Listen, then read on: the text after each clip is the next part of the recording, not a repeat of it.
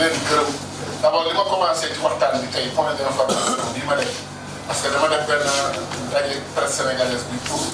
leeral leen mbir mi parce que fukki weer ak ñaare ay nit yu wax ci situation bi amoon ak man États-Unis man mënu leen woon dégg parce que yoon may woon ma wax dañ ma ne woon da ngay tey déglu ba affaire bi pare un jour daa am possibilité waxtaan ak sa askan donc tey may am mbégte bu rëy nekk fii Sénégal di wax ak sama askan yàlla rek a xam li nekk sama xol ak ni ma ci déggee pourquoi nag mooy d'abord askanu Sénégal li ma war li ma naan boo jëlee téeméeri Sénégalais peut-être benn Sénégalais nga ciy teggi wala ñi ci des wala presque 100% ñoom ñëpp xol bu rafet lañ ci wane taxawaay bu rafet lañ ci wane. am na ñu ma ne daje nañu ay nit ci mbedd ñi sarax ay bouteille ndox koy saraxal mu ne chaque gargaay donc xam ne mosuma ko xam bëgg ko rek ci affaire bi naqari ma lool di ma dégg nii.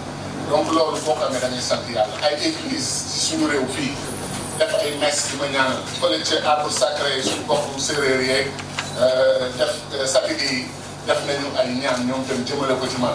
li ñu wàccee kaamil Sénégal moom bu ñu ko boolee defe naa man dootuma ma ci problème li ma desee sama juru dund parce que ku nekk def na lu mu mën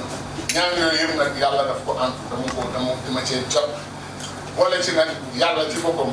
yore dossier bi ñaan dossier bi ko piloté boppam te xam ne dossier bu yàlla piloté day sotti donc au départ li ma bëggoon a leeral bu Sénégalais yi ñu dégg ko parce que bëgguma wax di bare loolu réer mooy question bi ngeen gën a laaj yéen ñëpp te mu jaaxal mooy bañ leen ne Cheikh Tidiane Gadio américain la dafa am passeport américain citoyen américain la ma yëg ko fële ci Amérique waat naa ko ci samay waajur ak lépp loolu moo ma gën a naqare lu waa FBI taxaw sama kanam naan dañuy teg ay tuuma sama kaw dégg ne man dama am nationalité américaine benn général nag moo ko wax boo xam ne ancien ambassadeur la fële ci Amérique bu Sénégal ma xam ko bu baax mu doon mag ci man doon xarit ci man mu am mbir mi def moom betteel bu rëy te muy jógee ci moom. beneen avocat boo xam ne yàgg nañu wootante xarit fu ñu dajee Dakar ku nekk daanu ci kaw keneen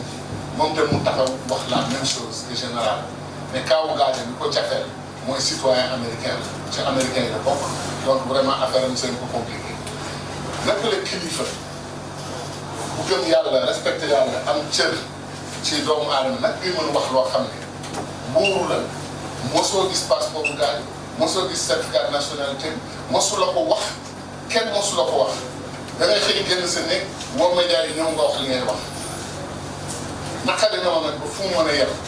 mais nag tamit baal naa ko ba fu mu mën a yem baal naa ko parce que daf ma tooñ may ñaan yàlla nag mu nangu ñëw tuubal askanu Sénégal mosuma nekk américain mosuma demandé passeport américain mosuma demandé nationalité américaine mosuma ko def sama dund dama sama yaay indee ci àdduna bi septembre 1956 ba léegi benn nationalité laa am mooy nationalité Sénégal wax naa nag ba africain yëpp dégg maa ngi ñaan yàlla deuxième nationalité bu may am mooy nationalité réew mu tudd États-Unis d'Afrique ñu jox ma sama passeport africain may dem fu nekk loolu bëgg naa ko mais lu may doyee passeport américain lu may doyee passeport beneen xeet beneen réew mosuma ko laaj mosuma ko am dégg naa benn oustaz boo xam ne yal na ko yàlla fay xolam fay ko mbaaxam dafa taxaw fii ci benn média bi ma défendre naan bàyyi leen leen di wax Cheikh Tidiane Gadio lu mu liggéeyal Sénégal rek waaj nag waa nag oustaz waaw kii nag mbir mi tey ci parce que problème entre ay américain la xam nga ne Gadio américain la oustaz bi tontu ko ne waaw loolu ñëpp xam nañ ko mais te taxul ba cofeel bi mu am ci moom ak li mu liggéeyal Sénégal ma wax ko ba ma déggee loolu li jógee ci man ma ne sama gars yi def nañ dégâts yu rëy loolu mooy tooñ xam nga ndax xam ngeen moo tooñ waa tooñ nga sosal nit ñëw wax ko ay assurance ñëw taxaw mosuma nekk américain mosuma jël passeport américain ma ba mu leer te ku ko wax bàkkaar nga ci suñu kanam borom may ñaan yàlla mu baal la yow nag pour yàlla gën la baal sax mu gën a jàpp yow yaay baalu yàlla ba baalu askanu Sénégal mais tuubal leen te wax nga leen loo xam dëgg tey mosul nekk dëgg te du nekk dëgg ba abadan kooku mooy premier point moo bëggoon leeral pour Sénégal yi ñu déglu ma ci loolu. beneen point bi ma bëgg a leeral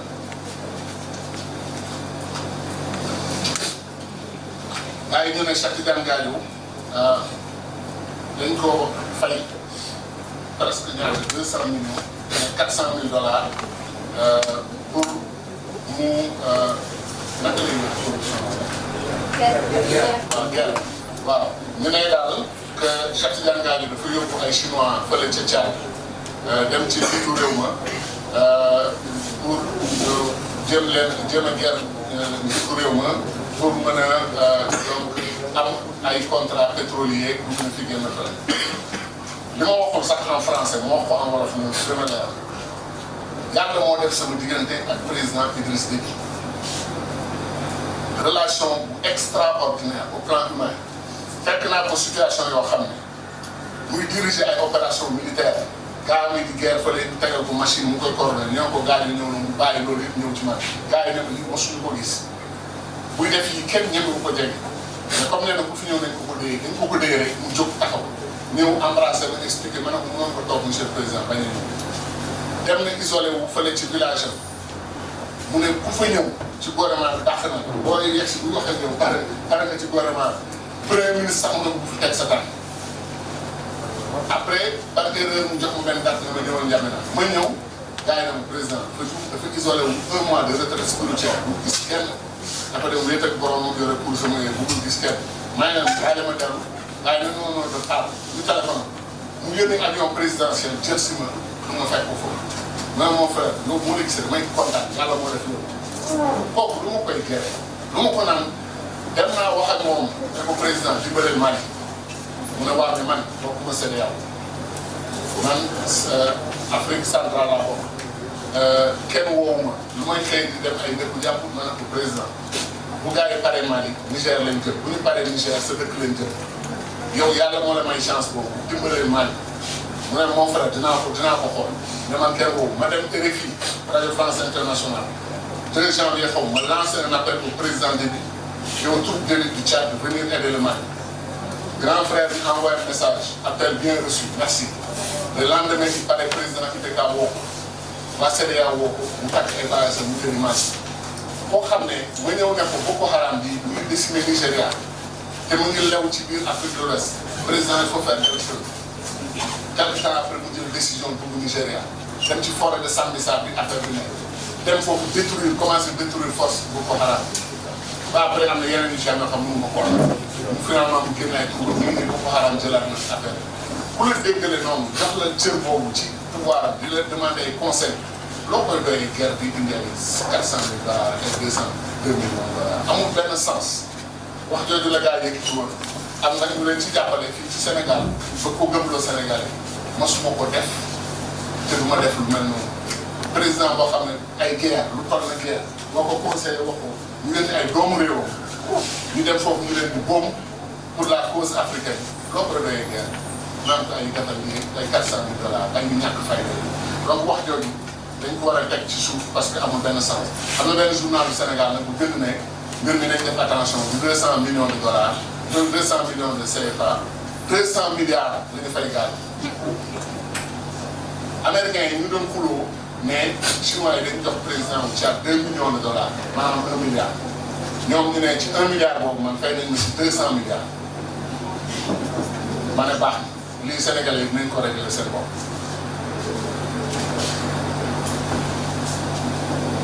400 000 dollars ni ma fay am na yeneen xarit nag yoo xam ne dañ ma taxawal bëggoon ma défendre ñu ne Cheikh bu demee dimbali Tchad bu mu signé contrat pétrole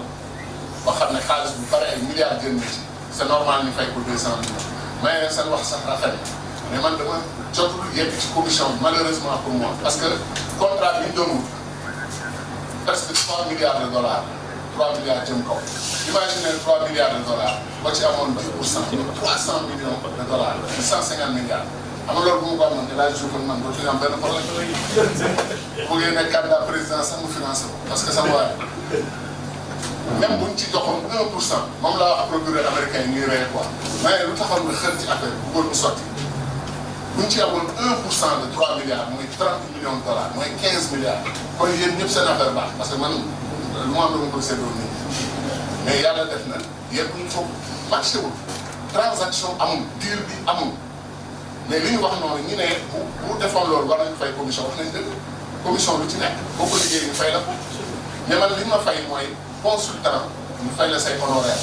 dañ ma ne defal ñu lii présenté ñu président Tchad est-ce que mën nañu expliquer ni mën nañu boo ko defee dinañ la fay ñu fay ma sama xaalis dama ko liggéey ñu fay ma ko. américain nag njuumte dugg seen affaire ñu jàpp ne xaalis boobu ñu ma fay ñu ne dama ko waroon utiliser pour guerre maa ngi leen di yéen président bu yore pays pétrolier toog ci ay milliards de dollars de pétrole lu muy doyee 400 000 dollars 400 millions 400 000 dollars lu muy doyee 2 millions de dollars maa ngi leen di du problème mu montant bi sax mais dafa rafetlu ngeen xalaat loolu ci un chef d'état africain boo xam ne ñëpp xam ne ñu ngi defal continent donc ça aussi ma leeral ko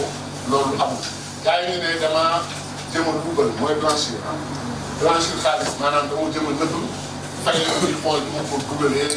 ba mu réer nit ñi sama benn xarit avocat banquier bi def fanweeri at ci banque mu ne Cheikh mosuma gis ku ñuy accusé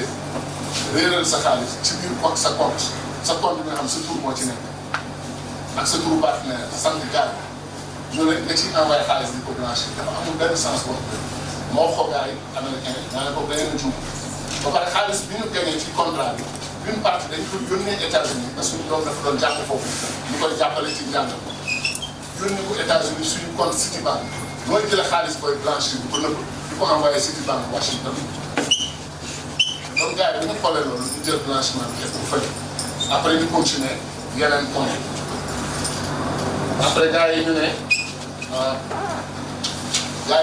américain yi néewuñ ne gars yi deful dara mais gars yi dafa li jeunes yi wax gars yi dafa teg diir maanaam dafa ne américain xoolal bu ngeen bëggee chinois yi naa wax lu bon ci ñoom def ci après yéen ngeen bàyyi ma dem c'est-à-dire nag lii sama xarit bi commenté li muy woy ku xam lu bon mooy wax lu bon ku xam lu bon ku am yar bu bon mooy wax lu bon mooy def lu bon man ku ma gis quand même xam sama cosaan waxuma cosaanu traditionnel yooyu du baax non sama yar bi ma am ni ma yar man naa toog di teg diir yu mel noonu xam day sant doomu aadama du ma ko def mosuma ko def et je trouve que c'est cruel comme accusation c'est-à-dire li ma sonn pendant fukki weer ma nekk ak procureur yeeg yooyu ñuy interview après interview te lu ma wax ak ñoom ñeenti waxtu ñu dem jox waa FBI jël ko jël enregistrement bi jël transcript bi dem yóbbu lépp fam fàcce ko xool bu ci nekk te FBI yëpp xam nañ ne mooy police bi gën a rëy ci àdduna bi moo ëpp moyen ci àdduna bi bu ñu ko xoolee pendant 4 heures ñëw ne waaye li mu wax nii ko dégg fen amu ci mën na def ay erreur de tàkk wala erreur de kii mais fenul li nga dëgg la ñu xool loolu yëpp ñëwaat woote waat beneen ndaje may liggéey ñëw fukki weer sama benn xarit naan lii mooy atte bu lamp boo xam ne ndànk-ndànk lay demee mu ne rek patience parce que ku gëm nattu da ngay gëm aussi tey ak patience donc ñu koy def noonu ba américains yi jël conclusion ne kii au total li ñu doon xalaat defu donc léegi dañ koy jox accord boo xam ne jarul procès jarul lii même inculpé wuñ ma benn yoon mosuñu ma yóbbu ci kanamu juge ne lii ak lii lañ lay tuumaal loo ci wax ndax d' accord wala d' accord ndax bu baax wala mosul am te li may wax nii xam ngeen adduna bi daal réew li ma wax tey nii wóor na ma ce soir FBI ak gouvernement américain ñu jot compte rendu complet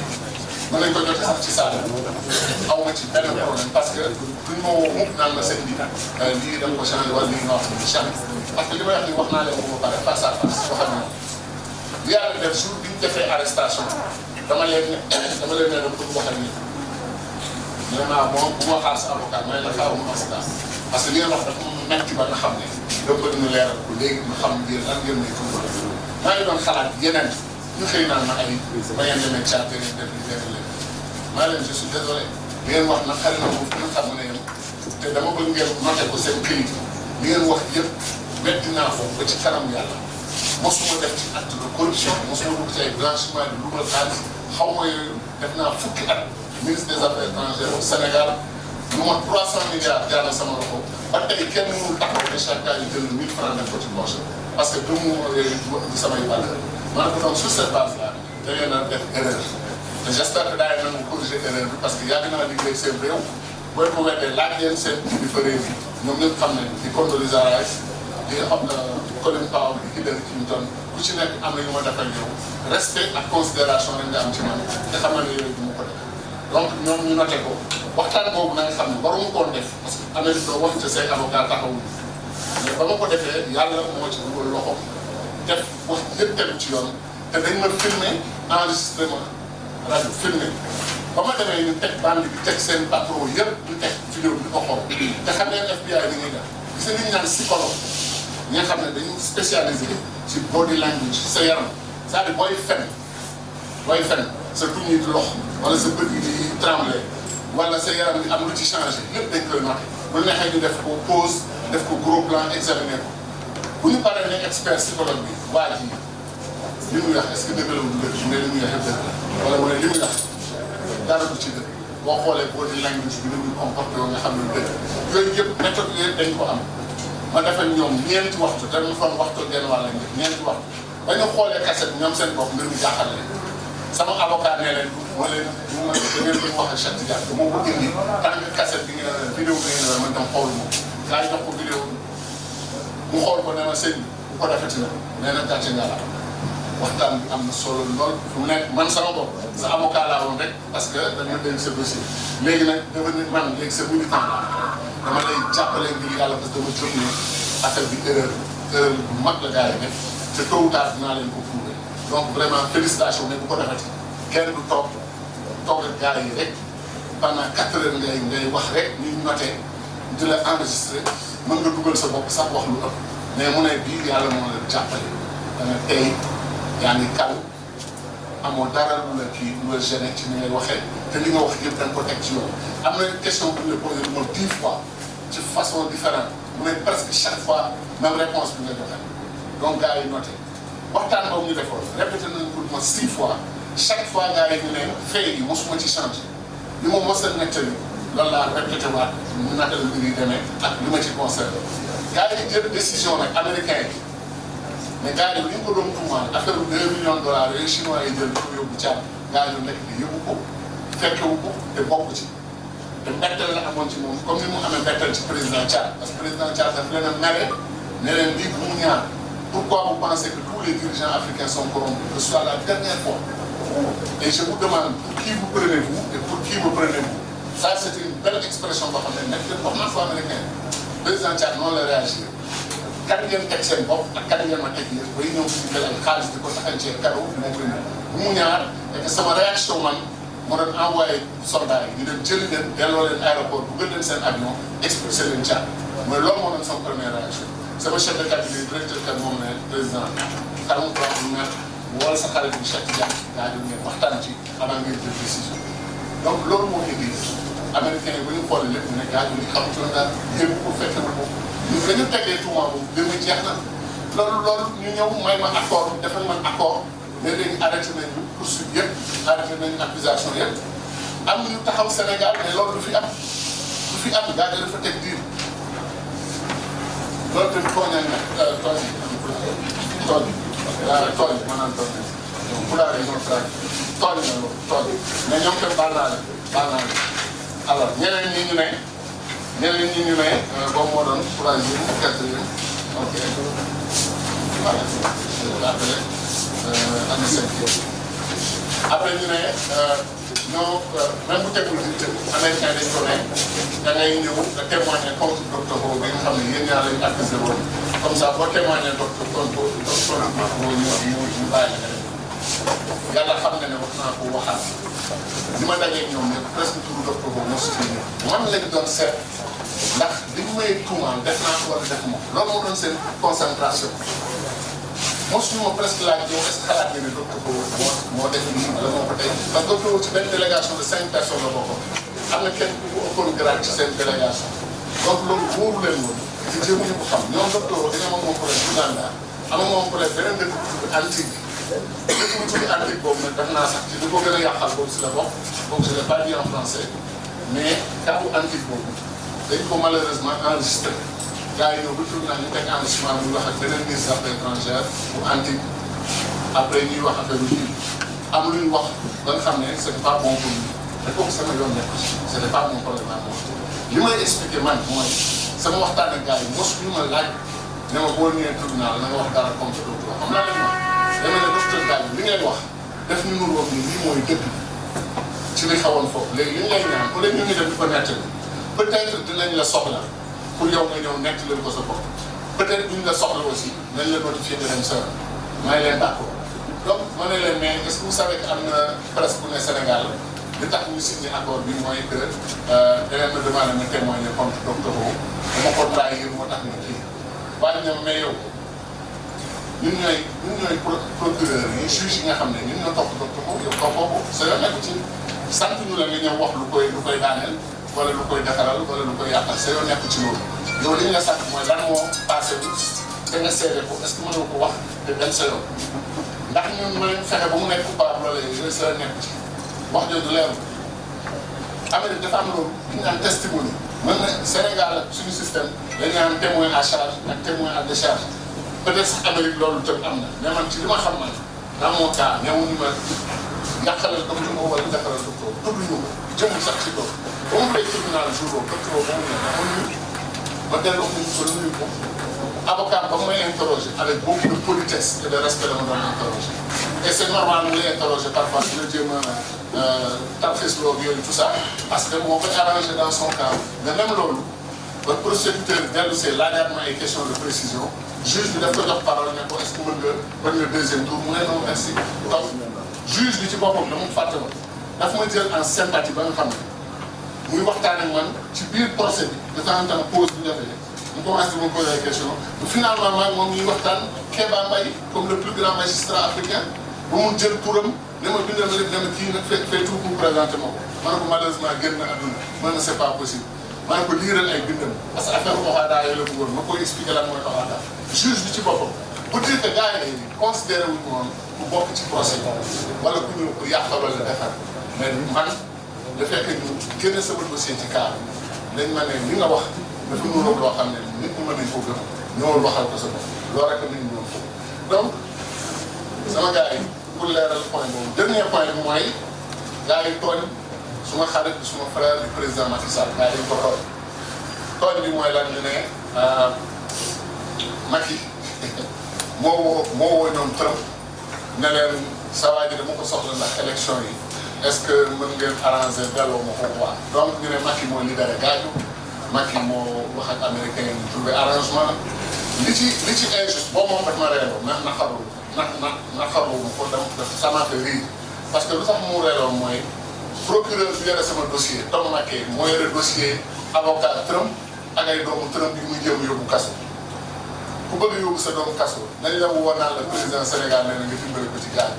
franchement deuxièmement Macky xam na États-Unis président Macky xam na ne intervenir politiquement woote di wax di recommander yàqal nga waa ji giiru dundam parce que dañ koy enfoncer américain xamuñ loolu loolu rek la ñu bañ donc c'est impensable du président Macky Sall il connaît très bien c'est un homme d'État xam ne yooyu du ko def li mu def nag te mu am solo te moo ko ci sant di ko gërëm Sénégalais yi africain war ko dégg mooy ba mu yëgee sama affaire bi daf ma woo dama chatti yàlla dama xaw a jàpp kii est-ce que mën naa la woo dimanche ñu am temps parce que dañu war a waxtaan ma ne ko amul problème ba mu wooyee dimanche ñu waxtaan waxtu ak lu ci ak 15 minutes ñu waxtaan ak moom conseil bu nekk ak soutien humain bu nekk defal na ma ko soutien affectif boobu ak jàppale boobu dama ko ci sant di ko gërëm donc problème président Macky Sall bi ko gars yi présenté duñ ko tooñ moom mosu leen ko wax te du leen ko wax parce que homme d'état la Cheikh Tidiane Gadio ki ko libéré ñu ngi tudd Allah subhanahu wa taala ki ko jàppale mooy yonent yàlla Muhammad sallallahu alayhi wa sallam ak turandoom Cheikh Ahmed Tidiane ak Cheikh Oumar Fouti Cheikh Ahmadou Bamba Maodo Malick Imam bu Kounta Cheikh Ibrahima Niass te Ndiassane ak wali Sénégal ak peuple sénégalais bi taxaw bien sûr Macky Sall bokk nañ peuple sénégalais contribué na ci lu rëy ci taxawaayam mais jël lu toll nii ak combat bi ñu mënee foofu ak ñu ci sonnee ñëw simplifier naa koy Macky moo ko libéré quoi moo joxe ay instructions Macky mën a jox instruction Maison Blanche wala département justice États-Unis même loolu yabel la quoi yabel la di wax loolu c'est pas une bonne chose nañu bàyyi wax lu teg ko kii ñu ne nag daf ko def pour gars yi soutenir ko politiquement loolu tamit yabel la ba ñuy def suñu décision politique de soutenir le candidat Macky Sall ça n'a rien à voir avec cette affaire Macky mosuma wax Cheikh dama lay jàppale ci affaire temps boobu mooy woo sax d'accord ñoo ci yu bëri dañu amoon ay divergence politique moom mu dépassé divergence yooyu élevé wu ñu wax ak man def li mu def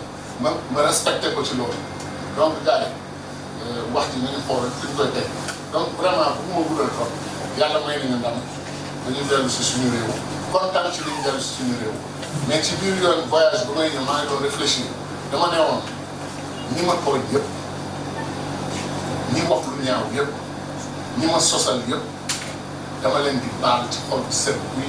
parce que suñu borom mënul comprendre mu teg ma nattu man nangu nattu bi ba pare di defante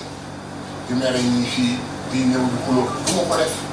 un moment c'est fële li nga xam ne j'avais vu rouge jël sama dossier yëpp préparé mais bu may ñëw di ko jox Maître El Hadji Diouf ñu def citation directe dem tribunal demandé gars yi ñu ab na ne waa yow 10 mois ci loxo justice yeeg gars yi nga ñëw fii naan da ngay dem kii Cheikh dépassé bi